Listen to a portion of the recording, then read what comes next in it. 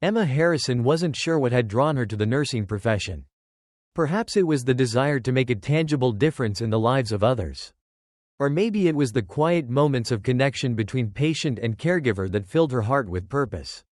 At 25, she had only been a nurse for a few years, and most of her experience had been at smaller, quieter hospitals. But today, she found herself at St. Peter's Medical Institute, a vast, bustling hospital known for its state-of-the-art technology and advanced medical care. St. Peter's was an impressive institution, towering over the surrounding buildings like a monument to modern healthcare. Emma had worked here on a few occasions before, filling in on short notice. But the scale of the place still overwhelmed her. The hectic energy in the hallways, the constant beeping of machines, and the swirl of staff and patients created an atmosphere that was both exhilarating and draining. She took a deep breath as she stood outside the entrance. The morning sun was just rising, casting long shadows across the hospital parking lot. The cool breeze ruffled her brown hair, and she felt the flutter of nervous anticipation in her stomach. She had come to terms with the demands of working at such a large institution. But that didn't stop the nerves from creeping up before every shift. Today, she had been assigned to work with Grace Thompson, a woman who had recently suffered a heart attack and was recovering slowly. Her file stated that she was stable but needed careful monitoring. As Emma walked through the front doors and down the hallways, the sterile scent of disinfectant and the constant hum of hospital machinery filled the air. She made her way to the locker room, slipping into her red nursing uniform and tying her hair back into a simple, professional bun. After one final glance at herself in the mirror, Emma stepped out into the hallway. It was time to get to work. Room 412 was just down the hall, tucked away in a quiet corner of the hospital. Emma knocked gently before entering, her mind already preparing herself for the tasks ahead. The room was dimly lit, and the air smelled faintly of antiseptic and the soft scent of freshly laundered sheets. Grace Thompson was a frail woman, her age reflected in the wrinkles on her face and the thinness of her frame. At 86 years old, she looked so small in the large hospital bed, her delicate hands trembling as she tried to adjust herself. Emma smiled warmly, approaching the bed. "Good morning, Mrs. Thompson," Emma greeted softly. "I'm Emma, and I'll be your nurse for the weekend. How are you feeling today?" Grace's face lit up with a weak but sincere smile. "Oh, bless you, dear," she said in a voice that was raspy from days of little use. "I'm just tired of being stuck in this bed, but I suppose I'm doing as well as I can." Emma gently began her assessment, checking Grace's vitals and ensuring her medication was up to date. As she worked, she noticed Grace's eyes, which seemed both sad and appreciative. Every small act of care, from adjusting her pillows to helping her eat, seemed to be met with genuine gratitude. "You're very kind, dear," Grace remarked as Emma handed her a cup of water.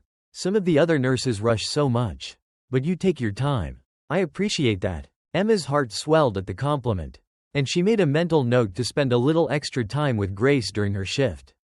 Grace's loneliness was palpable, and Emma realized that just being present for her might be the most important thing she could do.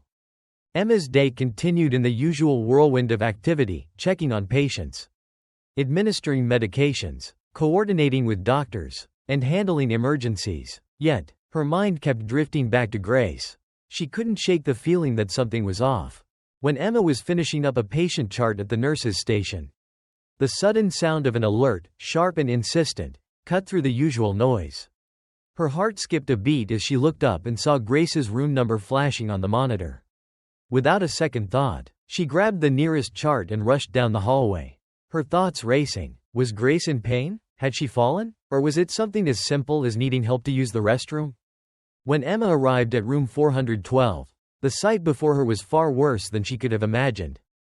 The first thing that hit her was the smell, an acrid, sharp stench that made her nose wrinkle in disgust. As her eyes adjusted to the dim room, she saw Grace lying in bed, looking distressed. The white hospital sheets and Grace's gown were stained with a yellowish liquid, and a tipped-over urine bottle sat beside her, its contents spilling across the bed. "Mrs. Thompson," Emma called gently, walking closer. "What happened? Are you all right?" Grace's eyes were downcast, her hands trembling. She was quiet for a long moment, and Emma could feel the weight of the silence stretching between them. Finally, Grace spoke. her voice barely a whisper. "The doctor did this." Emma blinked. Sure, she must have misheard. "I'm sorry. Mrs. Thompson, did you say the doctor did this?" Grace nodded slowly, but said nothing more. There was a mixture of fear, shame, and something else in her eyes, a look that sent a chill down Emma's spine. It didn't make sense. Why would a doctor be handling a urine bottle in the first place? That was typically a nurse's job. And if it had been an accident, why hadn't the doctor called for help? Why leave Grace sitting in soiled sheets? Emma's mind raced as she cleaned Grace up, changing her clothes and changing the sheets. Grace remained unusually quiet, her earlier warmth replaced by a sadness that seemed to hang over her like a dark cloud. Emma tried to engage her, asking if she needed anything, but Grace simply shook her head, giving only short, non-committal answers. As Emma left the room, her mind was filled with questions. Why had Grace acted so differently? Something wasn't right, and Emma was determined to get to the bottom of it. She couldn't shake the feeling that there was more to the situation than met the eye. When midday came, Emma took a break in the hospital cafeteria. Her lunch sat untouched on the table as her mind swirled with questions. The image of Grace lying in those soiled sheets, the look of quiet despair on her face, haunted her. She couldn't stop thinking about what Grace had said. The doctor did this. Why would Dr. James Porter, one of the hospital's most senior physicians, have done something like that? And if it had been an accident, why hadn't he done anything to help? Emma looked around the cafeteria, trying to clear her mind. She spotted a fellow nurse who had worked several shifts with her at St. Peter's. Emma decided to take a chance and approached her. "Excuse me," Emma asked casually, though her voice was tight with concern. "Do you know which doctor is in charge of Grace Thompson in cardiology?" The other nurse looked up, her frown deepening. "Sorry, I don't. I'm on surgery today. You might want to check with the head nurse. She should have the full list." Emma thanked her and made her way to the head nurse's office. As she walked, her mind kept returning to Grace and Dr. Porter. Was she reading too much into the situation? Was there a simple explanation? But something told her that wasn't the case. The head nurse handed Emma Grace's full file without question. Emma's hands trembled as she flipped through the pages. There, in black and white, was the name she had feared, Dr. James Porter. He was Grace's attending physician. As she continued to read, Emma's suspicions grew stronger. Dr. Porter's name appeared in a number of reports, his reputation as a top cardiologist making him untouchable. Emma could feel a cold knot in her stomach as she closed the file, determination rising inside her. Later that afternoon, as Emma made her rounds, she ran into Dr. Porter in the elevator.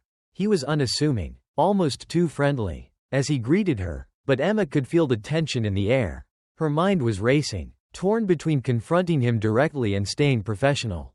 But when she brought up the urine bottle incident, Dr. Porter's demeanor shifted abruptly.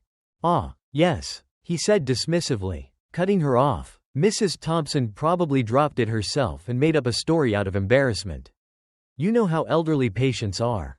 His words, casual and cold, made Emma's stomach churn. Something wasn't right. She had to act. "Mrs. Thompson specifically said you did it." Emma persisted, but Dr. Porter quickly shut her down, dismissing her concerns with a sharp, arrogant response. Emma felt her anger boiling, but she kept it in check. As she walked down the hallway, her thoughts were a mix of fear and determination. What was she going to do? Would she confront him, or risk losing her job? The decision was made for her when, later that afternoon, she overheard Dr. Porter in Grace's room. What he said to Grace was beyond cruel.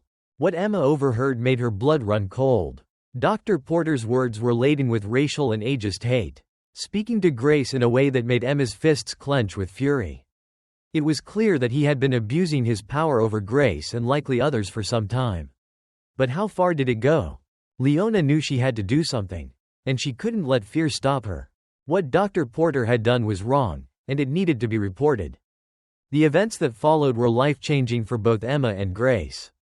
But as Emma stepped into the nurse's office and took action, she knew it was time to bring the truth into the light.